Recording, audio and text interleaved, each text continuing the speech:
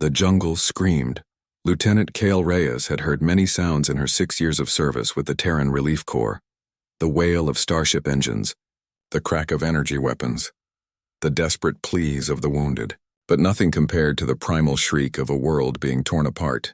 The Vryn orbital bombardment had turned the lush canopy of Theta Pixis III into a hellscape of fire and shrapnel. Kale's boots pounded against roots, slick with blood and ash as another explosion erupted 200 meters to her left. The shockwave threw her against a massive tree trunk, driving the air from her lungs. Her medical scanner clattered to the ground, screen flickering before going dark. She didn't need it anymore anyway. There was no one left to save in the evacuation zone, or so she thought.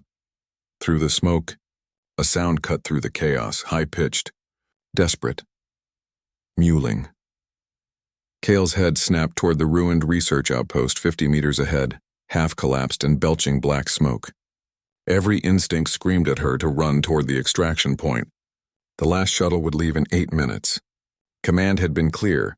Anyone not at the LZ would be left behind. But that sound. Kale pushed herself upright, wincing as her bruised ribs protested. She stumbled through the burning undergrowth toward the outpost. The heat was suffocating, each breath searing her throat despite her helmet's filters working overtime. She clambered over a collapsed wall, the metal still hot enough to scorch even through her gloves. Inside, amid the wreckage of containment cells and observation equipment, she found them. 2 cubs no larger than Terran foxes, huddled together in the corner of a reinforced cage that had somehow survived the collapse. Their fur was a striking pattern of silver and obsidian, eyes too large for their small faces, brilliant amber that reflected the firelight. They trembled violently, pressed against each other as smoke filled the chamber. Kale recognized them immediately. Vryn cubs, the same species currently raining death from orbit. The Vryn were apex predators, 7 feet of razor-sharp claws, armored hide and pack-hunting intelligence that had dominated their homeworld for millennia. They had reached the stars fueled by conquest, considering most other species to be either prey or obstacles. Humanity had been at war with the Vryn Dominion for 3 brutal years. These cubs should have been her enemy.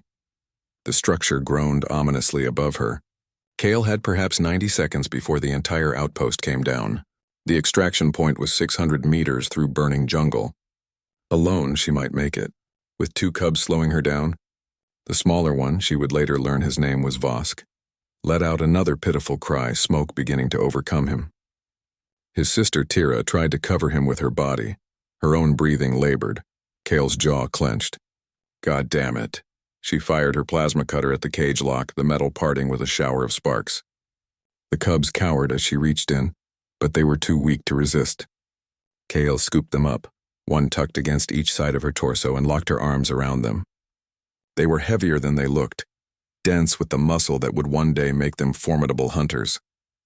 Hold on, she muttered, though she doubted they understood Terran standard.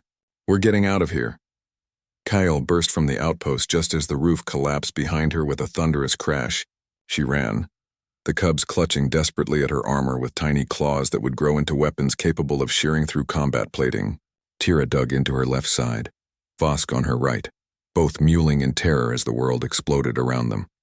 50 meters. A plasma bolt struck a tree ahead, sending it crashing across her path.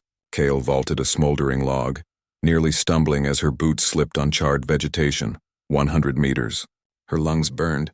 The cubs were growing heavier with each step, or perhaps she was simply weakening.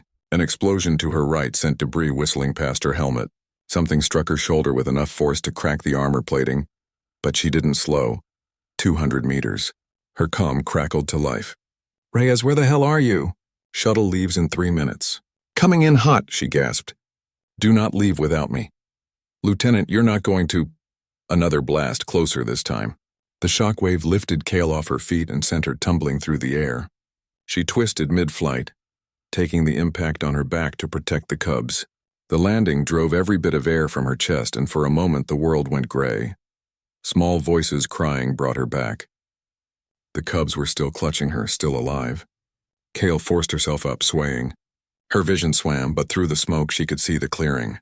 The shuttle's engines were already spinning up, blue flames scorching the earth. Wait, she wheezed into her comm, stumbling forward. Wait, the shuttle began to lift. Wait! Kale broke into a shambling run, the cubs bouncing against her with each step.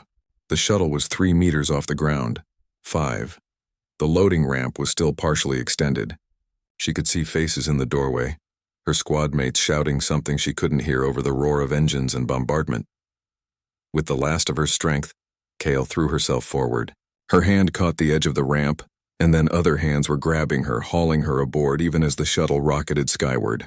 They pulled her into the cargo bay and she collapsed. The cubs still clutched against her chest. As the shuttle broke atmosphere and the jungle became a shrinking nightmare below, Kyle finally let herself breathe. Tira and Vosk burrowed against her, their mewling subsiding to soft whimpers. Around her, the other evacuees stared. Humans, Kellery, even 2 Sindathi diplomats, all of them looking at the human medic cradling 2 Vryn predator cubs like they were precious cargo. "Ma'am," one of her corpsmen finally said, Those are Vryn. "I know what they are," Kale replied quietly, stroking Tira's head as the cub finally began to calm. "They're also children." In the years that would follow, the galaxy would learn that Lieutenant Kale Reyes had done more than save 2 lives that day. Tira and Vosk would grow, raised among humans, and become bridges between 2 species. They would stand before the Vryn Dominion Council and speak of the human who ran through fire to save them, when she had every reason to leave them to die. But in that moment, on that shuttle fleeing a burning world, Kale simply held 2 frightened cubs and whispered promises that they were safe now. That they were home. Because that's what humans did. Even when the jungle screamed, even when the galaxy burned, they carried those who couldn't carry themselves through the smoke and flame.